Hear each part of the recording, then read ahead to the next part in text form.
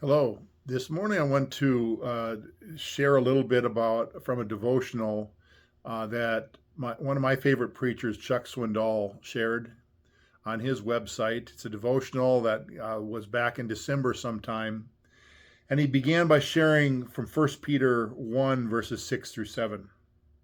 It says, "So be truly glad. There is wonderful joy ahead, even though you must endure many trials for a little while. These trials will show that your faith is genuine. It is being tested as fire tests and purifies gold, though your faith is far more precious than mere gold. So when your faith remains strong through many trials, it will bring you much praise and glory and honor on the day when Jesus Christ is revealed to the whole world." Someone once said, "There lies the most perfect ruler of men the world has ever seen, and now he belongs to the ages." Who do you think that was said about? Was it one of the Caesars? Was it Napoleon? No. It wasn't Alexander the Great. It wasn't Eisenhower or Patton or MacArthur. It wasn't any of those. Or some earlier military strategists like Robert E. Lee or Ulysses Grant or Pershing. It was none of the above. How about Rockne or Lombardi? We just got done with the Super Bowl this last weekend, and everybody has their heroes, the people that scored the most points, the people that had the best season, the greatest influence on their online influence. It wasn't any of those. Was it Luther or Calvin or Knox or Wesley, some of the great theologians from down through the ages? And the answer to all of that is no, it was none of those. It was no doubt, however, a great leader, a powerful and persuasive personality, certainly one admired for success. But that depends on really what you're talking about as success. Because this particular person, when he was 7 years old, his family was forced out of their home because of a legal technicality. He had to work to help support his own family. At age 9, while still a backward, shy little boy, his mother died. At age 22, he lost his job as a store clerk. He wanted to go to law school, but his education was not good enough. At age 23, he went into debt to become a partner in a small store.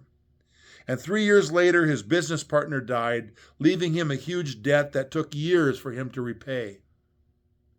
At age 28, after developing a romantic relationship with a young lady for 4 years, he asked her to marry him. She said no. An earlier youthful love he shared with a lovely girl ended in heartache at her death. At age 37, on his third try, he was finally elected to Congress. 2 years later, he ran again and failed to be reelected. I should add, too, that it was about this time that he had what some would call a nervous breakdown. He had some mental defects because of the stress. At age 41, adding additional heartache to an already unhappy marriage, his 4-year-old son died. In the next year, he was rejected for the position of land officer. At age 45, he ran for the Senate again and lost. And 2 years later, he was defeated for the nomination for vice president. At 49, he ran for the Senate again and lost again. Add to this an endless barrage of criticism, misunderstanding, ugly and false rumors, and deep period of depression, and you realize it's no wonder he was snubbed by his peers and despised by multitudes. He was hardly the envy of the day. At age 51, however, he was elected president of the United States, but his second term in office was cut short by his assassination. And as he lay dying in a little rooming house across from the place where he was shot, a former detractor, Edwin Stanton, spoke the fitting tribute that I quoted a few minutes ago. And by now you know it was probably Abraham Lincoln that I'm speaking about. One of the greatest presidents in American history. A president that had the influence and the stamina and the courage to strike down one of the greatest injustices in human history, the institution of slavery. What a strange people we are. I mean, you think about it. Enamored with all the dazzling lights of the Super Bowl, hoping for a great victory and honoring our heroes and so on. And we have this fickle applause to public of people that have this splash of success, whether it was for the halftime entertainment or whatever it was. We seldom trace the line that leads to that flimsy and fleeting pinnacle of heroism today. And so when we think about during this month of where we honor our presidents, we have President's Day to honor particularly Abraham Lincoln, whose birthday is this month. We see him, we look back and we see him as one of the greatest presidents.